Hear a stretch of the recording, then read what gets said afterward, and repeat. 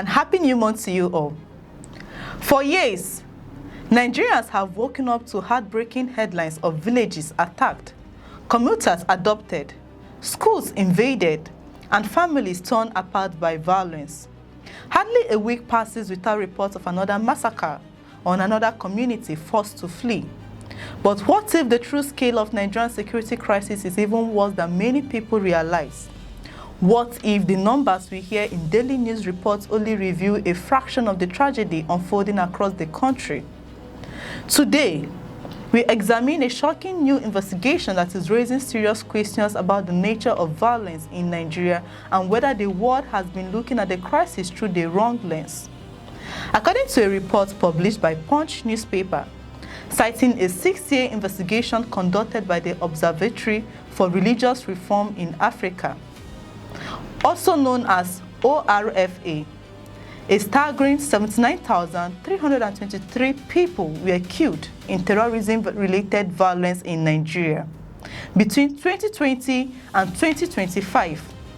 The same report says 34,773 civilians were adopted during the same period. If these figures accurately reflect the situation on the ground, they paint one of the darkest chapters in Nigerian recent history. The findings have sparked renewed debate about the country's security challenges and whether current strategies are addressing the real drivers of violence. Take a moment to consider what these numbers actually mean.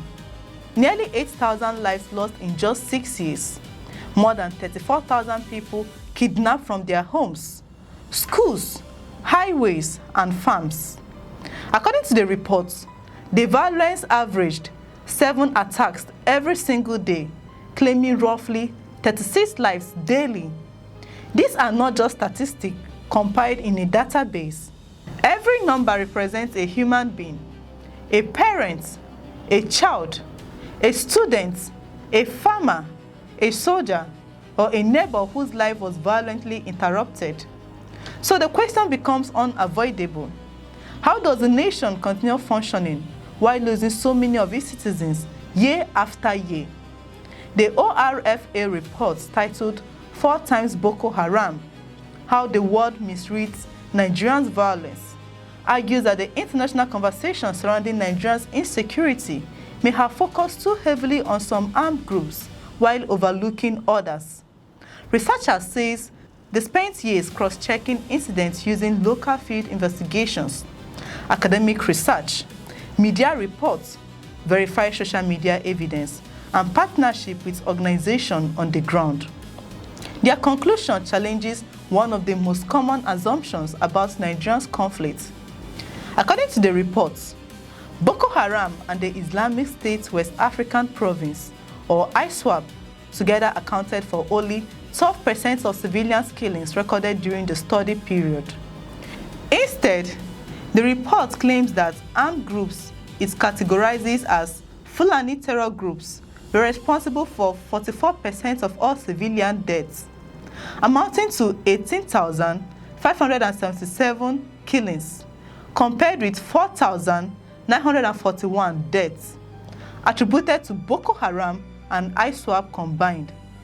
ORFA was careful to stress that it distinguishes between armed groups allegedly involved in violent attacks and the Fulani people as an ethnic group, noting that the overwhelming majority of Fulani are not involved in criminal violence.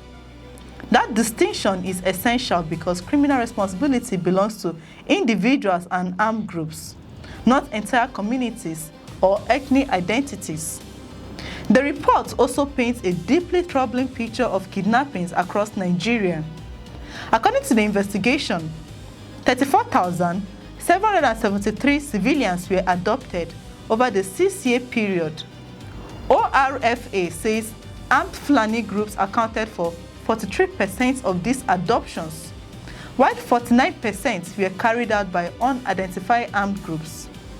Kidnapping has evolved from isolated criminal activity into a massive security challenge affecting almost every region of the country. Families have been forced to sell property to pay ransom. Children have been taken from classrooms. Farmers have abandoned fertile land out of fear.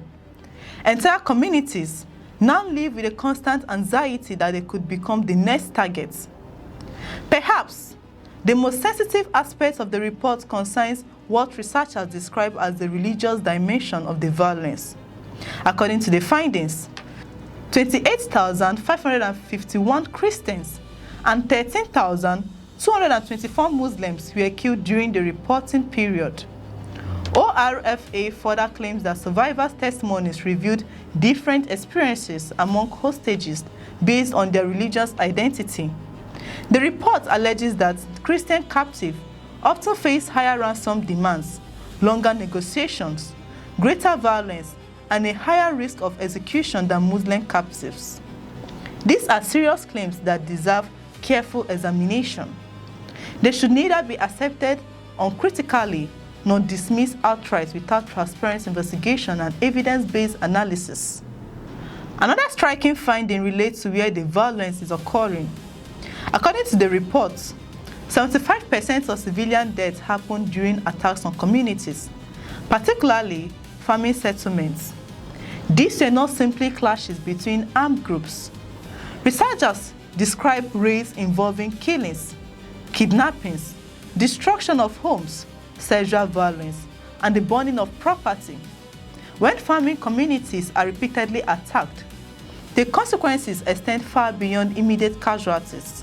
Food production declines, local economies collapse, children are pulled out of school, and thousands become internally displaced. The ripple effect can destabilize entire regions for years. So what does all this mean for Nigeria?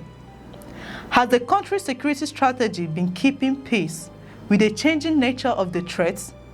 Are intelligence resources being directed where they are needed most?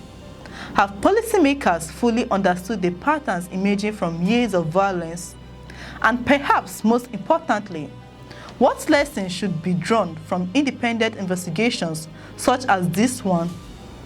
These are difficult questions, but they are questions that deserve honest national conversation. Ignoring uncomfortable findings simply because they challenge established narrative may only delay effective solutions. It is also important to remember that this report represents the findings of the Observatory for Religious Reform for Religious Freedom in Africa. While it is based on extensive research and data collection, discussions surrounding the causes of violence in Nigeria remain complex, involving criminality, insurgency, communal conflicts, banditry, governance challenges, and regional instability. Understanding that complexity is essential if lasting peace is to be achieved. No single report can answer every question, but reports like this can contribute valuable evidence that informs public debates and policy making. Ultimately, behind every statistic is a grieving family and a community struggling to rebuild. Whether the true number is 79,000 or even higher, one fact remains beyond dispute. Too many Nigerians have lost their lives. Too many families have been displaced. And too many communities continue to live under the shadow of fear. The challenge before Nigeria is not simply to respond to individual attacks, but to develop a security strategy capable of protecting every citizen regardless of ethnicity, religion, or location. What do you think about the findings of this report? Do they change the way you view Nigerian security crisis? Share your thoughts in the comments below. And if you find this report informative, please share it so others can join this important conversation. I'm Chidera Eso. Thank you for watching. We'll see you in the next reports.